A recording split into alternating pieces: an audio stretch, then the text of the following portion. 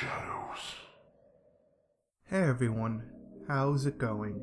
This is Author of Shadows, and it's been a long time since I've uploaded anything here, but now that I found some free time, I plan on getting back on that, and more importantly, writing some new stuff. So, for now, I'm just going to narrate a pasta that is not only one of the first I ever heard, but it's a great one at that, and it's rather eerie. I hope you all enjoy it. Lastly, I'd like to thank the Creeps Work for the awesome intro.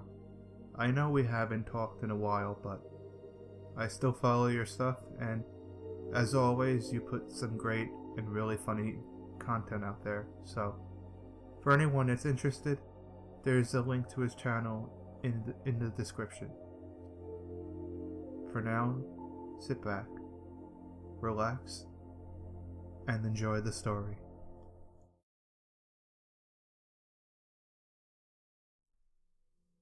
Please. I don't know what to do.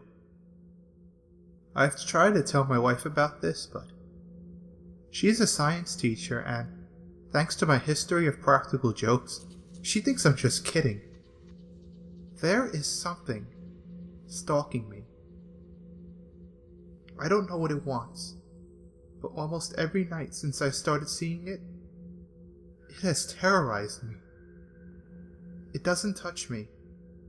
It doesn't communicate in any sort of way, but it just fills me with horror. If what I seem to ramble, please forgive me. I haven't slept in several days. We live on the second floor of a duplex with stairs down the back of the house to the basement where the laundry machines are. There's a door at the bottom of the stairs before the door to the basement that looks out onto our back porch and into the backyard. 6 days ago, I was going down to the basement to bring up some laundry, and I glanced out the door as I passed. There was a figure standing at the far edge of our yard. Her back was to me, and she was just standing there, looking into the woods beyond our yard. She was dressed in nothing but a nightgown. It had lots of flowing material coming off of it that was whipping around in the air slowly. The whole scene just creeped me out instantly, but I thought she might be a friend of ours our downstairs neighbor, so I continued to the basement.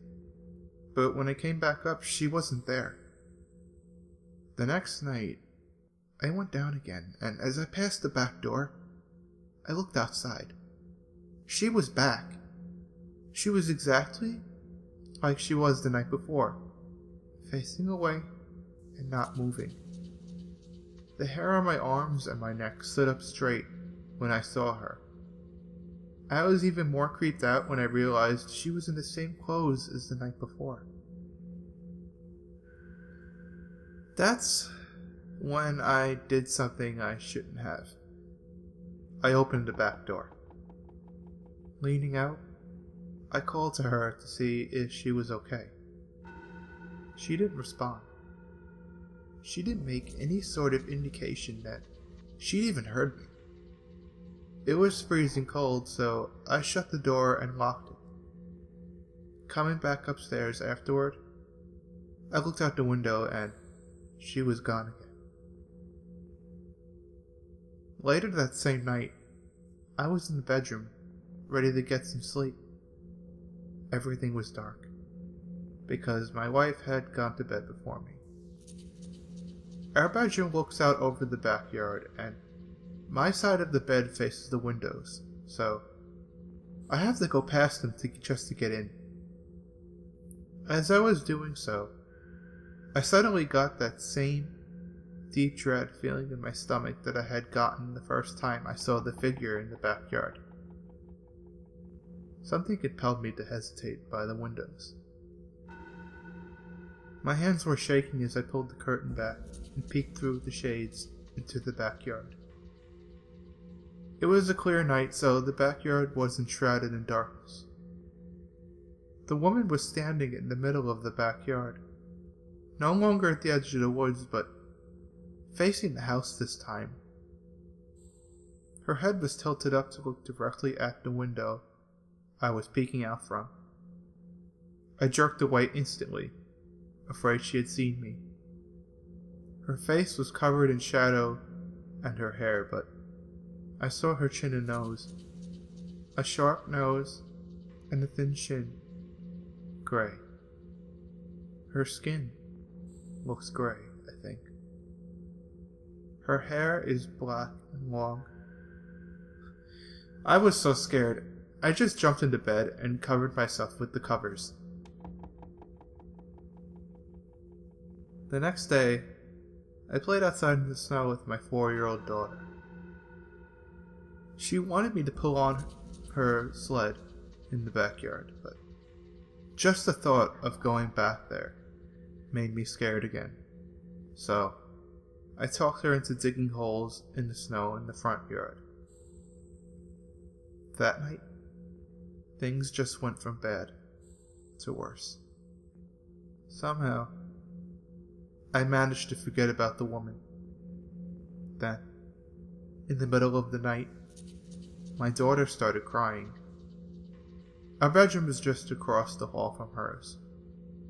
I thought she might need to use the bathroom or might just be having a bad dream, so I went to her room to see if she was alright. She was uncovered, curled into a ball on her mattress. I pulled her covers over her, and that's when she whispered to me, "Daddy, there's someone in my closet." Instant goosebumps. I turned my head slowly toward the closet door at the end of her bed. Normally, the closet is shut, but now it was open. That woman was standing in my daughter's closet. Not even when it was clear that I saw her did she move or make a sound. She just stood there and looked at me through the cracked open door. My blood ran cold when I saw her. "Get up," I told my daughter. "Get in my arms, quickly, quickly." She scrambled up and hugged me tightly, and I walked backward out of the room, watching the closet the entire time. In my mind, I imagined her throwing the closet door open and running at us, arms outstretched. I just hugged my daughter and walked backward into my room. The woman never appeared in the doorway. I heard no movement from my daughter's room. I tucked her into my bed and stood there watching the doorway to her bedroom. I did not go back in. I just stood there and watched, listening. When I finally got the courage to climb back into bed, I didn't sleep. On Sunday, I told my wife everything. I told her about the first time I saw the woman. I told her about calling out to her and seeing her from the window. I told her that she'd appeared in our daughter's closet. She told me it wasn't funny, that it was my fault for our daughter's bad dreams, and I shouldn't encourage her to be afraid of the closet. Sunday night, my daughter called to me from her room again. Call me a coward, but I couldn't go back in that room. I called her quietly to come get in our bed, but she cried and said she was scared. I wanted to go get her, but I was scared too. I told her to pull the blankets up and cover herself. "Just cover yourself, honey, and you'll be okay," I prayed. I laid there, peeking over the sleeping form of my wife and out into the hallway of the closed door of my daughter's room, and just kept praying. I heard her cry a little longer, and then she went quiet. I hoped she fell asleep. Monday, I piled toys in front of the door to her closet. By that time, there was no doubt in my mind that this was some sort of ghost or apparition. But I piled things in front of the closet anyway. Like a pile of toys could stop a ghost. Monday night, my daughter did not cry, but I didn't sleep. I lay there, looking at the ceiling, tense. Around 2 o'clock, I heard her bedroom door creak open, and I knew something was wrong. She must be scared, I thought, so I called her like before. Just come to me and you can sleep in her bed, sweetie. But she didn't come. I peeked over my wife. The woman was standing there in the doorway to my daughter's room. Her arms hung at her sides, her shoulders slouched down. Her gown was dirty, like it hadn't been washed in years, and it hung off her like torn rags.